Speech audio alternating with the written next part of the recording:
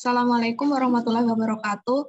At this meeting, we are from Group 4. We present the result of our group discussion about economic threshold and experimental technique for obtaining planned response.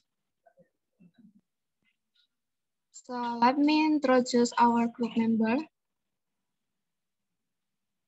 The first is Niken Diah Utami. The second, Sophia Mia Dinata. The third, Agil Kurnia Dewanto. Fourth, Anggun Susilawati.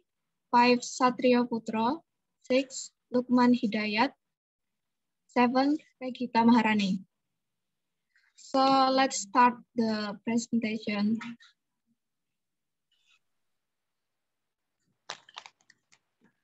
When the barriers to productivity on agricultural land is less anticipated, pest attacks. The implementation of pest and disease control through integrated pest control or APM by calculating or analyzing the extent to which the organisms that cause pests and disease interfere with cultivated plain and called the economic threshold. Economic threshold for pest and disease attack need to be identified so that pest and disease control treatment on plants is right on target and does not have an impact on the environment.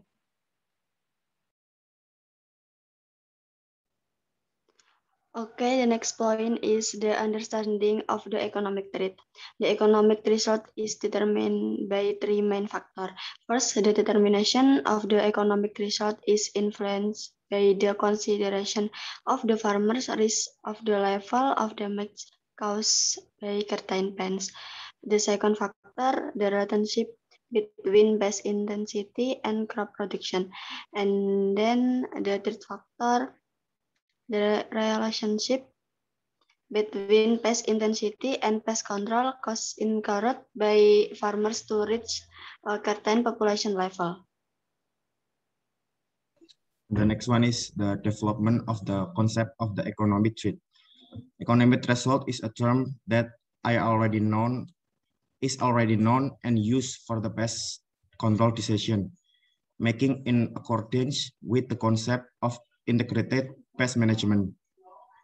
Determination of the economic threshold of a pest is based on the type of pest.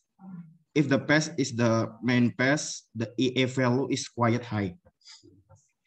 The economic threshold for each pest is different because each pest is biological and ecological different. There are pests that attack plant in the seedling phase. The vegetative growth phase and the generative phase at the time of filling the grains and pod. Use of economic threshold. The application of the threshold for controlling disease in shallot can reduce the use of fungicide by more than 50%. And then the use of pesticide is carried out when pest disturbance have reached the economic threshold and use pesticide wisely. The third, the economic threshold is the level. The economic threshold is the level of pest and disease attack that is starting to become critical and control measures are needed to prevent it from exceeding the level of economic loss.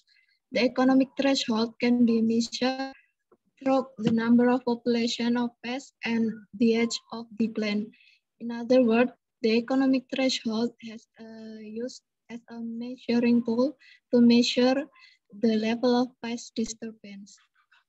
Such by plant can be in the form of negative trend instead by genetic factor, but can also be caused by environmental conditions that economic to be relative resistant to be attacked.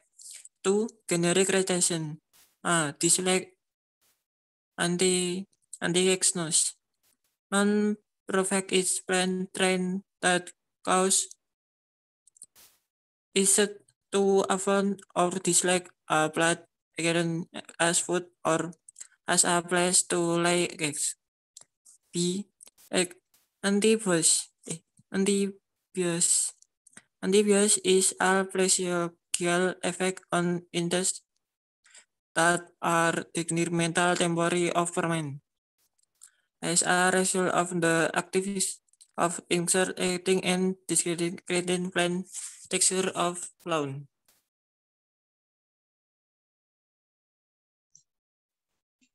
Tolerance. The mechanism of tolerance resistance occurs because of the ability of certain plant to recover from wounds suffered by pests of our ability to grow faster so that pest attackers affects yields less than the plants that are more sensitive, a result of the activity of insects eating and digesting certain plant tissues or fluids. Esological resilience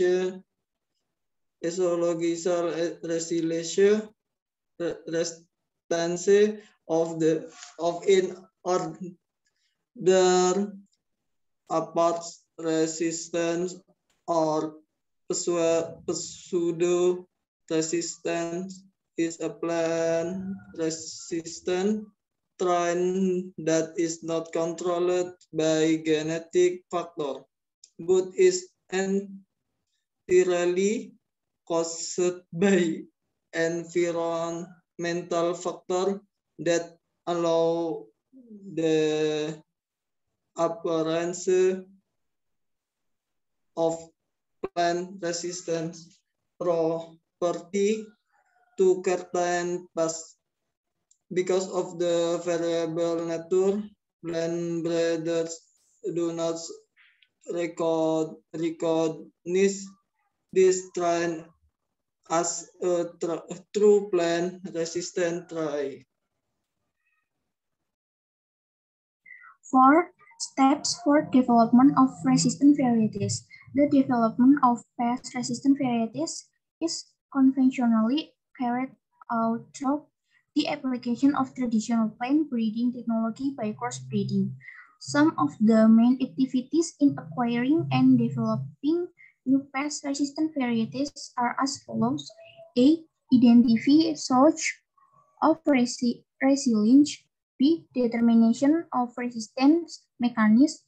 C. Crossing resistant traits with other agronomy traits so that superior varieties can be obtained. Okay, I think that's enough presentation that our group can deliver.